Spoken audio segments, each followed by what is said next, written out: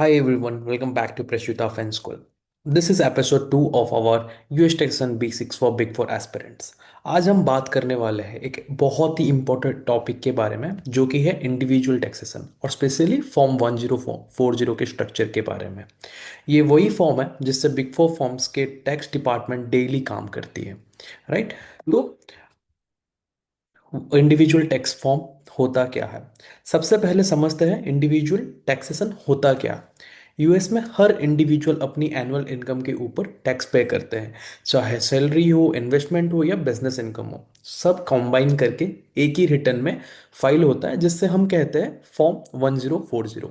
ये बेसिकली एक समरी होती है पूरे साल के अर्निंग्स और टैक्सेस की। अब सवाल आता है, कौन लोग रिटर्न फाइल करते हैं? तो सिंपल है, हर यूएस सिटीजन और रेसिडेंट जिनकी इनकम आईआरएस के थ्रेशोल्ड से ज़्यादा है उन्हें रिटर्न फाइल करना पड़ता है। इवन नॉन रेसिडेंट्स अगर उनकी यूएस सोर्स इनकम है तो उन्हें भी रिटर्न फाइल करना होता है। यानी अगर आप यूएस में अर्न किया है तो आपका टैक्स रिकॉर्डिंग जरूर बनेगा। सो फॉर्म 1040 बेसिकली एक समरी सीट होती है जिसमें आपकी पर्सनल इंफॉर्मेशन, इनकम, डिडक्शन और फाइनल टैक्स कैलकुलेशन लिखा होता है। इस फॉर्म के 5 पार्ट्स होते हैं बेसिकली, जो कि है personal information, income details, adjustment and deductions, tax computation, refund और बैलेंस पेमेंट सेक्शन। तो आईआरएस के लिए हर इनकम कैटेगरी में आता है। सबसे कॉमन है सैलरी इनकम, जो कि फॉर्म के W2 में रिपोर्टेड होता है। उसके बाद आता है इंटरेस्ट और डिविडेंड इनकम, जो कि फॉर्म 1099 में आता है। उसके बाद है हमारा कैपिटल गेन्स, बिजनेस इनकम और अदर इनकम जैसे अनएम्प्लॉयमेंट बेनिफिट्स भी इंक्लूड हो जाता है इसमें, राइट? तो बेसिकली हर इनकम का एक सपोर्टिंग डॉक्यूमेंट होता है जिसको कि टैक्स पेयर्स को फिल करना रहता है। उसके बाद हमारा आ गया standard and itemised deductions. So taxable income कम करने के लिए यूएस में डिडक्शंस मिलते हैं। यहाँ पे दो ऑप्शंस होते हैं, या तो स्टैंडर्ड डिडक्शन जो कि होता है एक्स फिक्स्ड अमाउंट हर साल आईआरएस डिसाइड करते हैं। उसके बाद आ गया हमारा आइटमाइज्ड डिडक्शन। जब आप अपने एक्चुअल एक्सपेंसेस क्लेम करते हो जैसे home loan, interest, medical expenses, charity donation etcetera, most लोग स्टैंडर्ड डिडक्शन ही चूज करते हैं क्योंकि सिंपल और टाइम सेविंग होता है, राइट? सो उसके बाद आता है हमारा टैक्स क्रेडिट। अब बात करते हैं टैक्स क्रेडिट की। ये डायरेक्ट टैक्स अमाउंट को रिड्यूस करता है। फॉर एग्जांपल, अगर आपका टोटल टैक्स $1000 है और आप एलिजिबल हो 200 क्रेडिट के लिए, तो आपका फाइनल टैक्स पेएबल सिर्फ $800 होगा। कॉमन क्रेडिट से चाइल्ड, जैसे कि आपका child tax credit, earned income credit और एजुकेशन क्रेडिट। बिग फोर में इन क्रेडिट्स की कैलकुलेशन एक्यूरेसी बहुत इंपॉर्टेंट होती है। तो उसके बाद आ गया आपका फाइलिंग स्टाटस का। अब हर टैक्स पेयर की एक फाइलिंग स्टाटस अलग होती है, जैसे single, married filing jointly, married filing separately, head of house hold या तो फिर क्वालिफाइड विडो और विडोअर, राइट? तो ये स्टाटस डिसाइड करते हैं कि आप किस टैक्स स्लैब में आते हो। मैरिड कपल्स जॉइंटली फाइल करके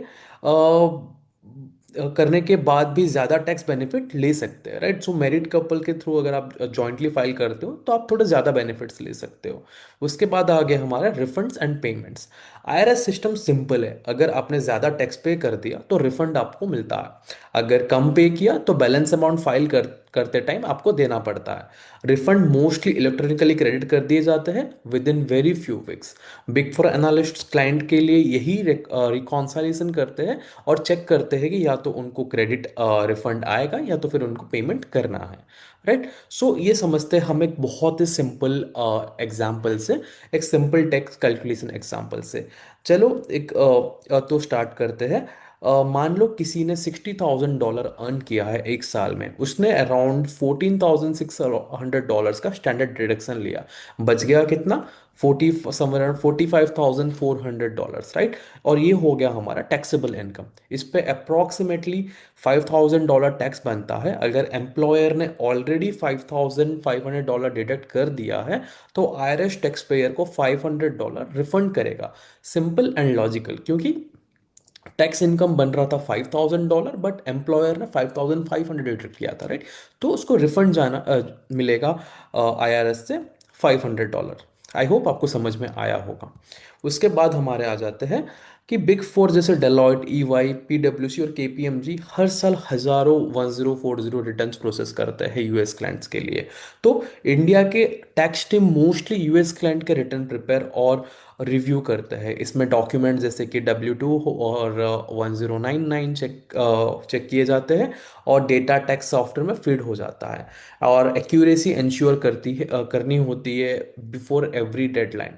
यही स्किल्स आपको बिग फोर में वैल्यूएबल बनाती है, राइट। तो चलो एक क्विक रिकैप करते हैं, आज हमने क्या क्या सीखा है। सबसे पहले हमने देखा यूएस में इंडिविजुअल टैक्सेशन का बेस क्या है। उसके बाद फॉर्म 1040 का स्ट्रक्चर क्या है।